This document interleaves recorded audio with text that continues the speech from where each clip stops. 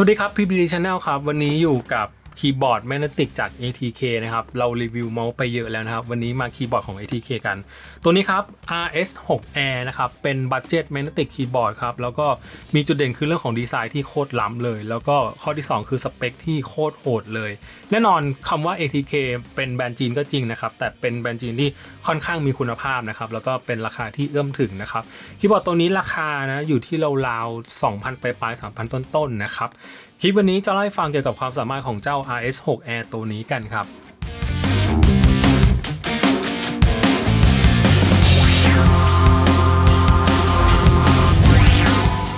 ซึ่งเจ้า RS6 Air นะครับเป็นคีย์บอร์ดแบบ 65% นะครับคีย์ทั้งหมด 68 คีย์ครับแล้วเขาก็จะมี3สีนะครับสีตัวนี้เป็นสีโปรโมทหลักนะครับเป็นดำตัดกับเขียวนะครับเดี๋ยวผมจะขอลองปรับสีไฟ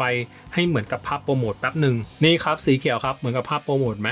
แล้วก็ T-cap เป็น PC ครับไฟโผล่เนี่ยสวยมากๆครับของในกล่องก็เป็นของเบสิกนะครับพวกสเปคบาร์ที่ให้เปลี่ยนนะครับเป็นสีดำสเปคบาร์ Enter ESC อะไรประมาณนี้ครับมีให้เปลี่ยนแล้วก็สวิตช์สำรองอีก4ตัวครับก่อนอื่นนะครับเจ้า RS6 Air ตัวนี้ครับเขาทำงานร่วมกับ Aspart นะครับที่เป็น Pro Player Valorant ผมไม่แน่ใจว่าตอนนี้ Aspart อยู่ทีมไหนแล้วนะนั่นแหละเขาเป็นแบรนด์ Ambassador ของ ATK นะครับแล้วก็มีส่วนร่วมในการพัฒนาคีย์บอร์ดตัวนี้ด้วยนั่นแหละครับด้วยความที่มีคำว่า Air นะครับทำให้คีย์บอร์ดตัวนี้จุดเด่นคือเขาต้องการที่จะลดน้ำหนักให้มันเบานะครับเพราะฉะนั้นเคสตัวนี้ครับเขาจะเป็นพลาสติก ABS ธรรมดานะครับแต่ก็เป็น ABS ที่งานประกอบเนียบมากดีมากผมรู้สึกว่ามันเป็นพลาสติกก็จริงนะครับแต่เป็นพลาสติกที่ดูแพงอ่ะเนี่ยเพื่อนๆลองดูงานดีไซน์แล้วกันผมรู้สึกว่ามันเป็นพลาสติกที่ดูไม่กระจอกเลยอ่ะดูหรูมากดูหรูมากนะครับรองรับการเชื่อมต่อแบบเสียบสายเท่านั้นนะครับแล้วก็ด้านข้างครับเป็นลูกเล่นนิดนึงนะครับเป็นไลท์บาร์นะครับมีความคล้ายๆแบบหุ่นยนต์หน่อยๆเนาะส่วนเรื่องของสเปคครับรองรับพลึงเรทนะครับ 8,000 นะครับแล้วก็ค่าสแกนเรท 256,000 ซึ่งน่าจะเป็นค่ามาตรฐานของคีย์บอร์ดจีนแล้วล่ะนะครับค่าสแกนเรทจะแบบแต่หลักแสนหมดแล้วตอนนี้คีย์แคปตัวนี้เป็นพลาสติกนะครับเป็นพลาสติกใสนะครับแล้วก็มีความฝืดๆเหมือนกันนะครับเขาน่าจะมีการเคลือบมีการขัดไว้ตรงนี้ไม่ลื่นนะครับแล้วก็ตัวฟอนต์มันจะมีความเป็นพิกเซลหน่อยๆเท่ดีเหมือนกันนะฮะ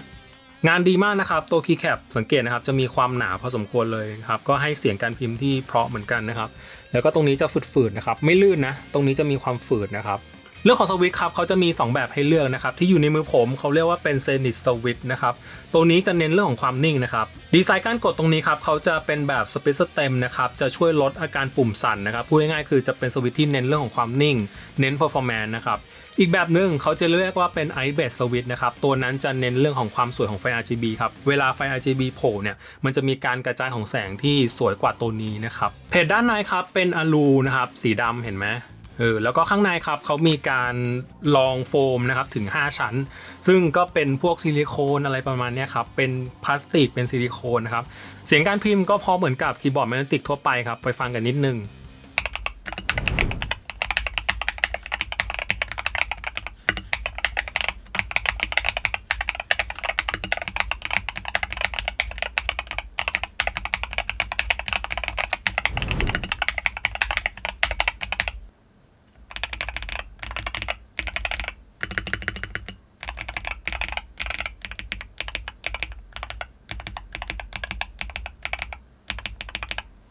แน่นอนครับสินค้าจาก ATK รองรับการตั้งค่าผ่านเว็บนะครับ ATK Hub 3.0 นะครับกดเข้ามา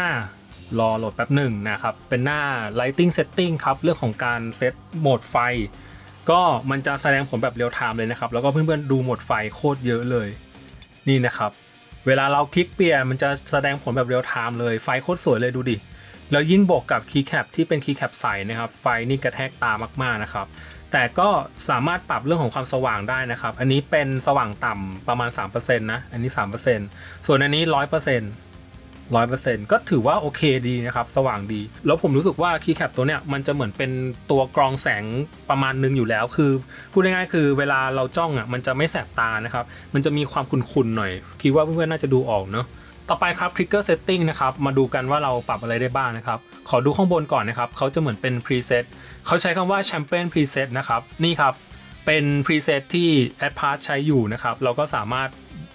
ดาวน์โหลด Data มาได้นะครับว่า Aspart เขาเซตอะไรบ้างเนี่ยเรามาดูตรงนี้เลยนะครับ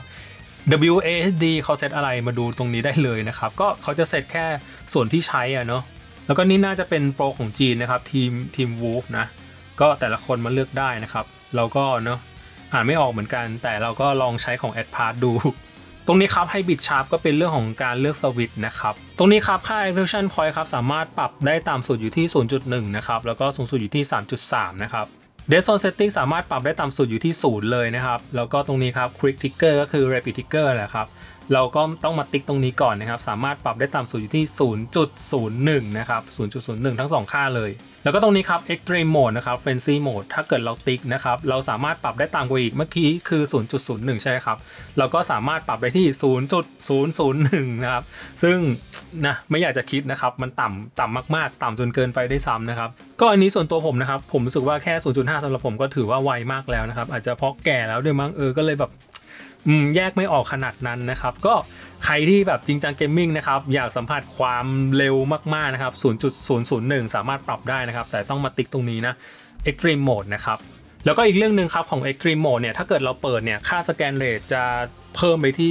256,000 นะครับแต่ถ้าเกิดไม่ได้ใช้ Extreme Mode ก็จะอยู่ที่ประมาณ 32,000 นะครับก็ถ้าใครอยากหาความสุดนะครับก็แนะนำนะครับ Extreme Mode Remap Setting การ Remap ปุ่มนะครับ Advanced Key เรื่องของฟังก์ชันล้ำๆนะครับ SOCD ก็แน่นอนเราปรับไว้ที่ A กับ D นะครับ